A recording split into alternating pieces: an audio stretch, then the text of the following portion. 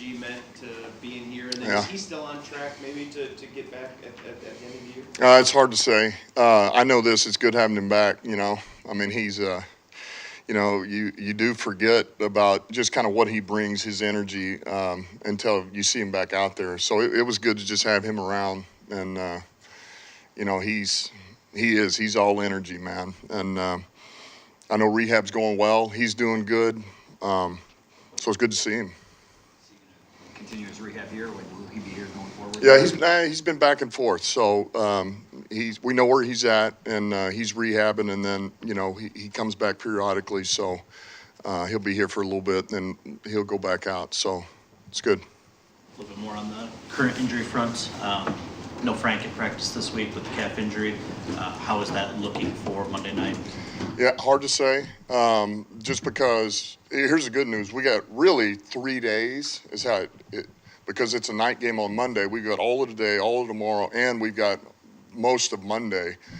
So that's a long time to recover. So it's really kind of day to day. We'll see where he's at today. I don't see him going out there on the field, but I see him doing some work. He's already done some this morning, and we'll do some after practice.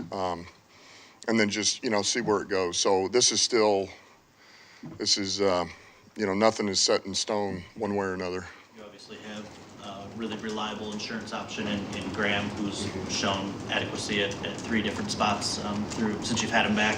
But if he has to move to center, Vita's on the injury report. I don't know if the back injury is the same as last, but that's a lot of moving pieces in the interior. What's your level of concern there? Yeah, well, I mean, if it came to that, then yeah, I mean, that's why one of the reasons Graham's here, man. His reliability and the fact that he's played multiple positions. He played obviously plenty of center last year, and he's done it in this league. So a lot of confidence there. We got Yodi, we got Sorsdale, we got Skip. We got all kinds of options. I mean, so. If it came to that, we move Sewell into guard, move Skip to center, and Graham stays at left. Decker could go to center. You could move Sewell back to left. Skip goes right guard. You got Yodi. So V plays. Then so we're good. We're good. I looked up a stat. You guys have won 3 straight primetime games, so y'all looking at 4, obviously this time. But I guess dating back to last season, why do you feel like the team is focus in these games to be able to win that? The stage is big for some teams. Why do you feel like you guys have been able to win 3 straight? I don't know if it's necessarily, I don't know how much of that is, we've no different than some 1 o'clock games, or, we're doing things right. We're ready to go. We're locked in. We're detailed. We're finishing. But I do think just in general, you're asking, I think you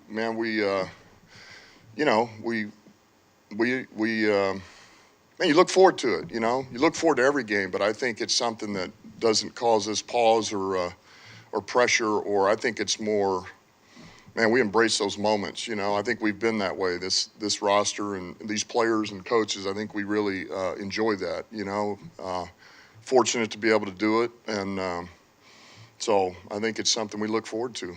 With Josh McDaniels, what's made him successful over time as a play caller, and what have you seen as been some reasons maybe why the Raiders' offense has struggled a little bit to start the year? Well, he maximizes the roster. He does a good job with what he's got. He always has. They're going to get in the right play, but I think he does a really good job of taking care of the quarterback, making sure the quarterback is he's going to be protected. He's going to have things that he can really function with at a high level. Because I think it really all kind of starts there.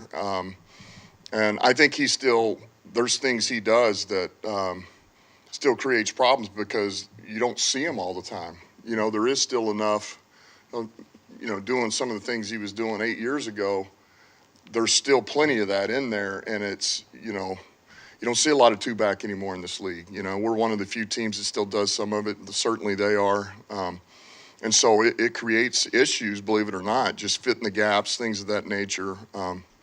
So he's been really good. He learned from, obviously, arguably one of the best coaches of all time. So he's going to make sure that they take what's there, that they don't do something that's ill-advised, and really they want the opponent to beat themselves. And, that's a winning formula.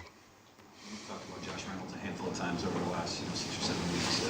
Ben brought him up yesterday, just sort of unprompted, said he's a guy that maybe hasn't gotten enough attention. And just from your standpoint, what has he meant to this offense, fighting through the injuries that he had, and just making the big plays that he has at the time? He's been, since 2021, he's been one of the best additions we could have had. I mean, he's perfect for what we are, because he's, the reliability factor, the hands, the route tree that he's able to run, it goes a long way.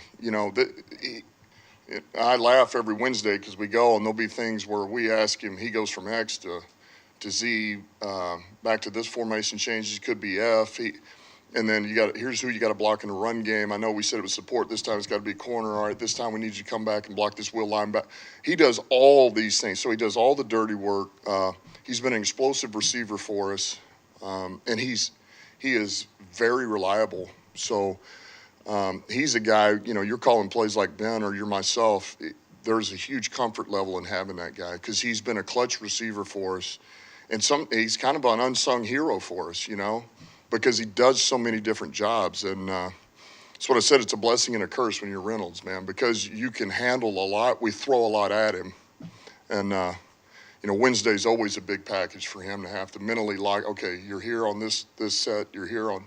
So he just gives you flexibility to not only putting him in certain spots, but it allows you to put Saint in certain spots because he can play the other ones. So he's a huge asset for us. What goes into deciding whether to shadow a receiver with a cornerback in a game plan? Like, what's your thought process when you're making Yeah, you can go either way with that. I think one of the positives of doing that is that you know exactly who you're playing. If I'm covering 17, for example, that's why you're asking it. That's all my film study is on him. And the way he releases on his routes, the way he is at the top, his footwork, everything, his hands. And so you just digest that guy. You don't have to worry about the other receiver necessarily. That's one of the advantages.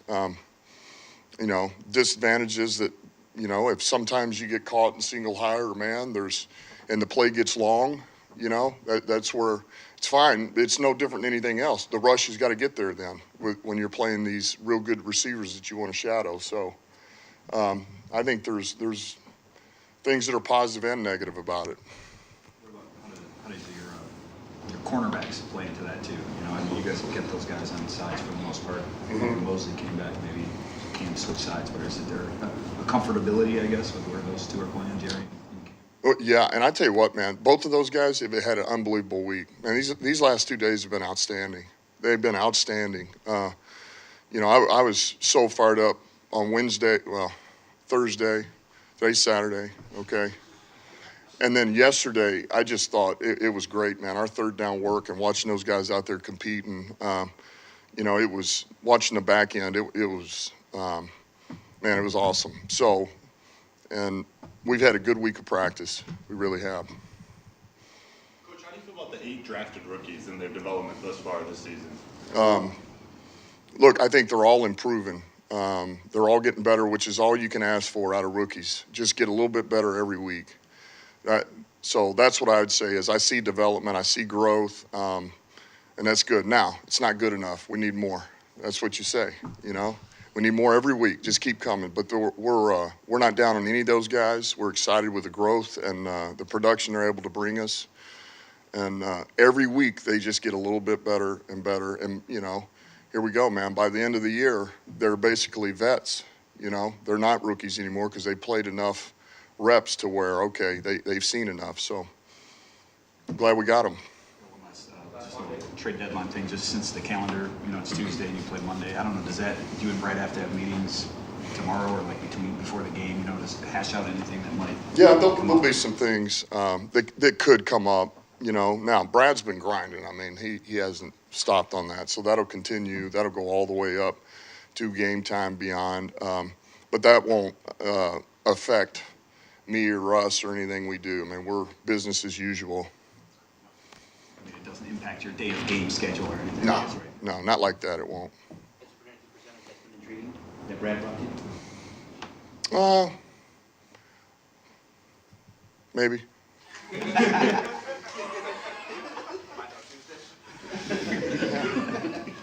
See, ask Brad. All right.